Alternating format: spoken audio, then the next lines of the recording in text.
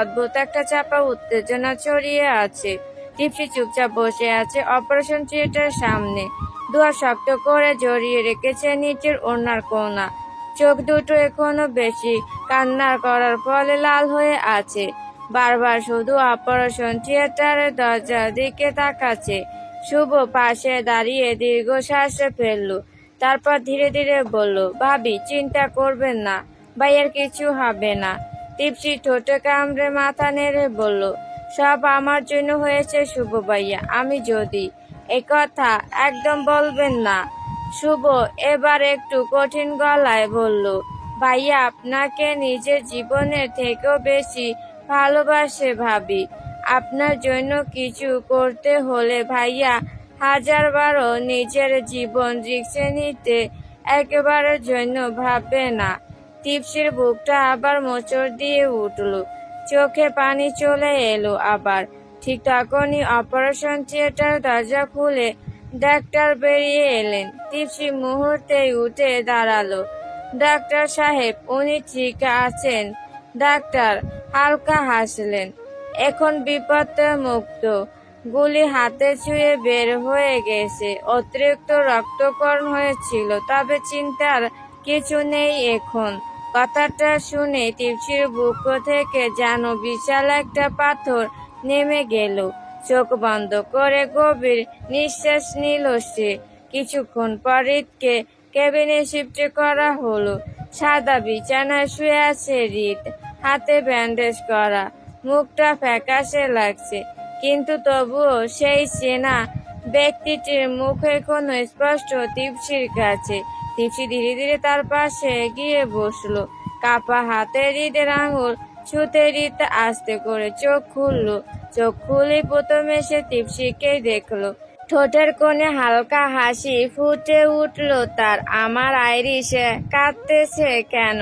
টিপসির চোখ আবার ভিজে উঠল।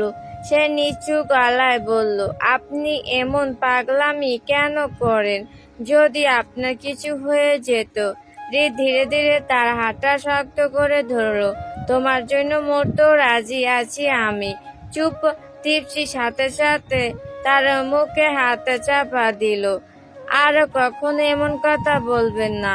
রিতে মৃদু হেসে তার হাতটা নিজের হাতের মধ্যে নিয়ে কপালে ঠেকালো। আচ্ছা, বলবো না, কিন্তু একটা কথা সত্যি আইরিশ, তোমাকে ছাড়া আমি সত্যি অসম্পূর্ণ। টিপসির গাল লাল হয়ে উঠল। এত কান্নার মাঝে বুকের ভেতর অদ্ভুত একটা শান্তি কাজ করছে। ঠিক তখনই কেবিনের দরজার সামনে দাঁড়িয়ে থাকা শুভ আবার নাটকীয় মুখ করে বলল, আহারে, হাসপাতালে এসো, এদের রোমাঞ্চ বন্ধ হয় না। তার পিছন থেকে হৃদের মা হালকা ধমক দিয়ে বললেন, চুপ কর বেয়াদব। তারপর তিনি ধীরে ধীরে টিপসির কাছে এসে মাথায় হাত রাখলেন। অনেক ভয় পাইছিলি মা? এই প্রথমবার মহিলার কণ্ঠে এত মায়া অনুভব করলো টিপসি। সে চুপচাপ মাথা নেড়ে মহিলাকে জড়িয়ে ধরল। হৃদের মা চোখ মুছে বললেন, আজকে যদি আমার ছেলের কিছু হতো। হৃদ সাথে সাথে বলে উঠল, আম্মু, ড্রামা কম করেন, আমি এখনো বেঁচে আছি। চুপ কর। মহিলা এবার হৃদের মাথায় হালকা চাপ দিলেন। ছোটবেলা থেকে একদণ্ড শান্তি দিলি না। পুরো কেবিনে হালকা হাসির শব্দ ছড়িয়ে পড়ল। কিন্তু সবার অজান্তে দরজার বাইরে দাঁড়িয়ে কেউ একজন সবকিছু দেখছিল। তার চোখ দুটো অন্ধকারে ভয়ঙ্কর ভাবে জ্বলছে। সে ঠোঁট বাঁকিয়ে ধীরে ধীরে বলল, খেলা তো কেবল শুরু রিত খান, সামনে এর চাইতো খারাপ সময় আসছে তোমাদের। দরজার বাহিরে অন্ধকার করিডোরে দাঁড়িয়ে থাকা লোকটা ধীরে ধীরে পেছনে সরে গেল। মুখটা কালো হুডিতে ঢাকা, শুধু ঠোঁটের কোণে ভয়ঙ্কর হাসিটা স্পষ্ট দেখা যাচ্ছে। সে ফোনটা কানে তুলে নিচু গলায় বলল, রিত কানে কোনো কিছু বুঝতে পারেনি, কিন্তু খুব শীঘ্রই ওর পুরো পৃথিবীটা ধ্বংস হয়ে যাবে। ওপাশ থেকে কেউ যেন কিছু বলল। লোকটা হালকা হেসে ফোন কেটে দিল। তারপর শেষবার কেবিনের দিকে তাকিয়ে ধীরে ধীরে অন্ধকারের মধ্যে মিলিয়ে গেল।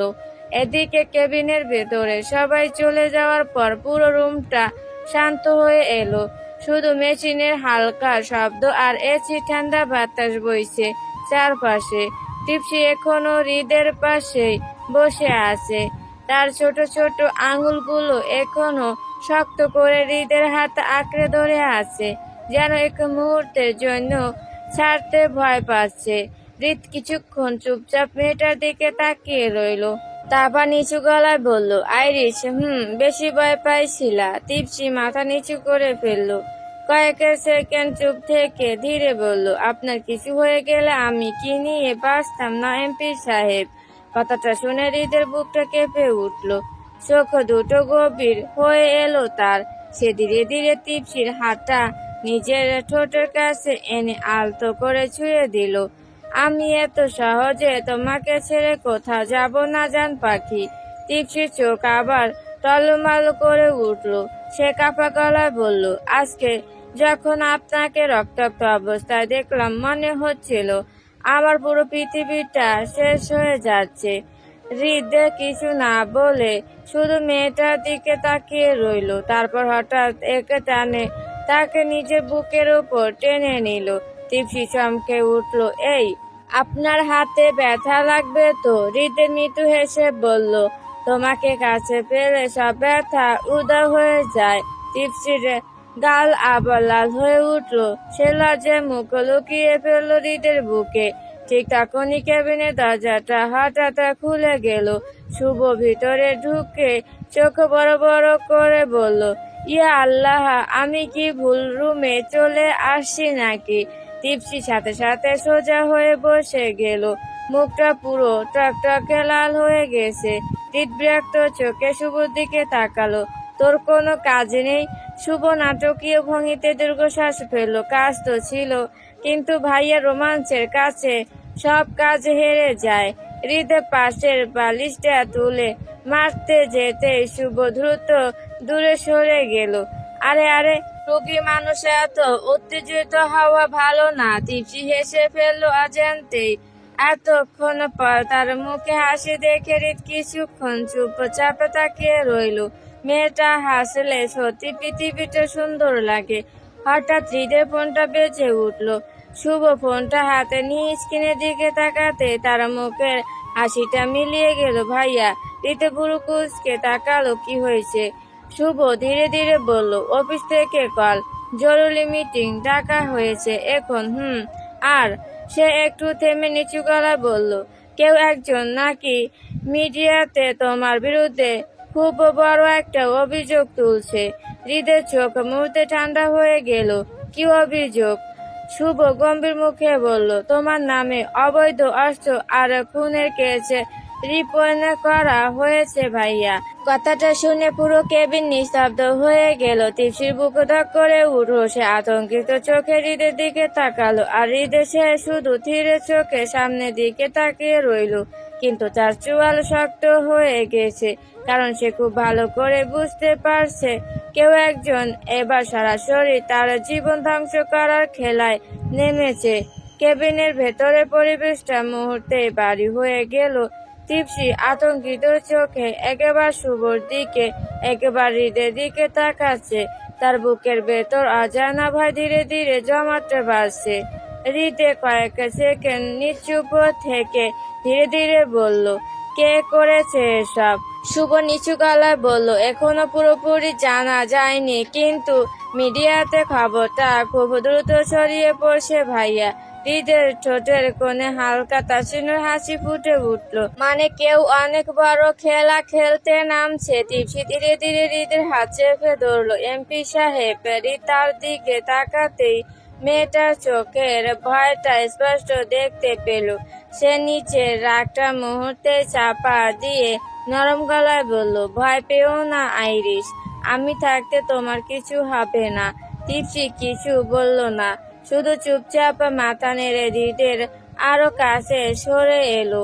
ঠিক তখনই কেবিনের বাহিরে হঠাৎ সাংবাদিকের চিৎকার শোনা গেল, স্যার, হৃদ খান কি সত্যি অবৈধ অস্ত্র ব্যবসার সাথে জড়িত? স্যার, খুনের কেস নিয়ে আপনার বক্তব্য কি? স্যার, একবার ক্যামেরার দিকে তাকান। শুভ বিরক্ত হয়ে বলল, ধুর, এরা হাসপাতাল পর্যন্ত চলে আসছে।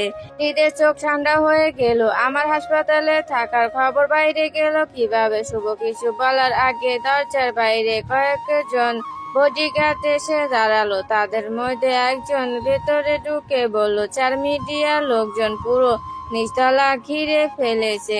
হৃদে গভীর নিঃশ্বাস ফেললো। তারপর ধীরে ধীরে বিছানা থেকে উঠতে গেল। টিপসি সাথে সাথে ভয় পেয়ে বলল, এই, আপনি উঠছেন কেন? ডাক্তার তো রেস্টে নিতে বলেছে। হৃদা হালকা হেসে বলল, রাজনীতিতে শান্তিতে ঘুমানোর পর্যন্ত সুযোগ নেই জান পাখি। সে উঠতে হাতে ব্যথা লাগলো। মুখটা হালকা কুঁচকে গেল। টিপসির বুক মোচড় দিয়ে উঠলো। সে দ্রুত হৃদকে ধরে বলল, প্লিজ এখন কোথাও যাবেন না। হৃদে কয়েক সেকেন্ড মেয়েটার দিকে তাকিয়ে রইল। তারপর ধীরে ধীরে হাত বাড়িয়ে টিপসির গাল ছুঁয়ে দিল। আমাকে যেতেই হবে আইরিশ, কারণ এবার শুধু আমার না। সে গভীরভাবে একটা নিঃশ্বাস নিয়ে বলল, তোমার নিরাপত্তার প্রশ্ন জড়িয়ে গেছে। টিপসির বুকটা ধক করে উঠল। মানে? হৃদ কিছু বলার আগে হঠাৎ শুভর ফোন আবার বেজে উঠল। শুভ ফোন রিসিভ করতেই তার মুখের রং বদলে গেল। কি? সে হতভম্ব চোখে হৃদের দিকে তাকালো। ভাইয়া, বাড়িতে হামলা হয়েছে। কি বলছিস? আম্মু আর বাকিরা ঠিক আছে? কিন্তু শুভ কাঁপা গলায় বলল, কেউ একজন পুরো বাড়ি তছনছ করে শুধু একটা জিনিস খুঁজছিল। হৃদ চোখ সরু করে বলল, কি জিনিস? শুভ ঢোক গিলে নিচু স্বরে বলল, তোমার স্টাডি রুমের সেই পুরনো ফাইলটা। হৃদের চোখ মুহূর্তে ভয়ঙ্কর হয়ে উঠল, কারণ সে খুব ভালো করে জানে ওই ফাইলের ভেতরে এমন একটা সত্য লুকিয়ে আছে যেটা প্রকাশ পেলে পুরো দেশের রাজনীতি কেঁপে উঠবে। আর সেই সত্যের সাথে জড়িয়ে আছে টিপসির বাবার মৃত্যুর রহস্য। টিপসি যেন নিজের কানকে বিশ্বাস করতে পারছিল না। তার বুকের ভেতরটা ধক করে উঠল। আমার বাবার মৃত্যুর রহস্য মানে? কাঁপা কাঁপা গলায় কথাটা বলতে পুরো কেবিন নিস্তব্ধ হয়ে গেল। শুভ অস্বস্তিতে হৃদের দিকে তাকালো। আর হৃদে সে কয়েক সেকেন্ড চুপচাপ দাঁড়িয়ে রইল। মুখটা অস্বাভাবিক রকম শান্ত, কিন্তু চোখের গভীরে চাপা ঝড় স্পষ্ট। টিপসি ধীরে ধীরে হৃদের হাত চেপে ধরলো। এমপি সাহেব, কিছু বলুন। আমার বাবার মৃত্যুর সাথে ওই ফাইলের কি সম্পর্ক? হৃদে গভীর নিঃশ্বাস ফেললো। তারপর ধীরে ধীরে বিছানার পাশে গিয়ে বসলো। আইরিশ, তার কণ্ঠটা অদ্ভুত ভারী শোনালো। আজকে যেটা শুনবা সেটা হয়তো তোমার পুরো জীবনটাই বদলে দিবে। টিপসির বুক কেঁপে উঠলো। হৃদে কিছুক্ষণ নিচের দিকে তাকিয়ে থেকে বলতে শুরু করলো, তোমার বাবা কখনো সাধারণ মানুষ ছিল না। উনি সরকারের একটা গোপন প্রজেক্টে কাজ করতেন। টিপসি বিষমে চোখ বড় বড় করে তাকালো। বাবা? হৃদে ধীরে মাথা নেড়ে বলল, তোমার বাবা খুব সৎ মানুষ ছিলেন, কিন্তু উনি এমন কিছু তথ্য জেনে গিয়েছিলেন যেটা দেশের অনেক বড় বড় মানুষের মুখোশ খুলে দিতে পারত। শুভ গম্ভীর মুখে দাঁড়িয়ে আছে। হৃদ আবার বলল, কিছু দুর্নীতিবাজ মন্ত্রী, ব্যবসায়ী আর আন্ডারওয়ার্ল্ডের লোকজন একসাথে দেশের বিরুদ্ধে ভয়ঙ্কর একটা চক্রান্ত করছিল। আর তোমার বাবা সেই চক্রান্তের প্রমাণ পেয়ে যান। টিপসির নিঃশ্বাস ধীরে ধীরে ভারী হয়ে উঠছে। তাহলে বাবার মৃত্যুটা? হৃদের চোখ বন্ধ করে বলল, ওটা কোনো অ্যাক্সিডেন্ট ছিল না আইরিশ। কথাটা শুনে টিপসির পুরো শরীর জমে গেল। চোখ দুটো মুহূর্তে পানিতে ভরে উঠল। না, সে কাঁপতে কাঁপতে পিছিয়ে গেল না, এটা মিথ্যে। হৃদে দ্রুত উঠে এসে তাকে ধরে ফেললো। আইরিশ, শান্ত হও। টিপসি কান্নায় ভেঙে পড়ল। মানে আমার বাবাকে খুন করা হয়েছিল। ধীরে ধীরে চোখ নামিয়ে নিল। সেই নীরবতায় উত্তর দিয়ে দিল সবকিছু। টিপসি হাউমাউ করে কেঁদে উঠল। এত বছর ধরে সে ভেবেছে তার বাবা একটা দুর্ঘটনায় মারা গেছে, অথচ সত্যিটা এত ভয়ঙ্কর ছিল। হৃদ তাকে শক্ত করে জড়িয়ে ধরলো। আমি অনেক আগে থেকে সব জানতাম, কিন্তু তোমাকে বলতে পারিনি। টিপসি কাঁদতে কাঁদতে বলল, কেন? হৃদের চোয়াল শক্ত হয়ে উঠল। কারণ যারা তোমার বাবাকে মেরেছে তারা খুব ক্ষমতাশালী, আর আমি চাইনি তুমি বিপদে পড়ো। ঠিক তখনই শুভ হঠাৎ জানলার দিকে তাকিয়ে চিৎকার করে উঠল, ভাইয়া, নিচে কেউ আছে। হৃদে মুহূর্তে টিপসিকে নিজের পিছনে সরিয়ে নিল। পরের সেকেন্ডে ঠাস জানলার কাছে ভেঙে একটা গুলি সোজা ভিতরে ঢুকে এলো। টিপসি ভয় পেয়ে চিৎকার করে উঠল। হৃদ দ্রুত তাকে নিচে ঝুঁকিয়ে নিজের বুকের মধ্যে আগলে ধরলো। আর কয়েক ইঞ্চির জন্য গুলিটা হৃদের মাথা মিশে করে দেয়ালে গিয়ে লাগলো। পুরো কেবিনে আতঙ্ক ছড়িয়ে পড়লো। শুভ দ্রুত পিস্তল বের করে জানলার দিকে তাক করলো। স্নাইপার। হৃদের চোখ মুহূর্তে ভয়ঙ্কর লাল হয়ে উঠল। সে দাঁত চেপে নিচু গলায় বলল, খেলা তাহলে সত্যি শুরু হয়ে গেছে। গল্পটি ভালো লাগলে অবশ্যই লাইক ও সাবস্ক্রাইব করে পাশে থাকবেন।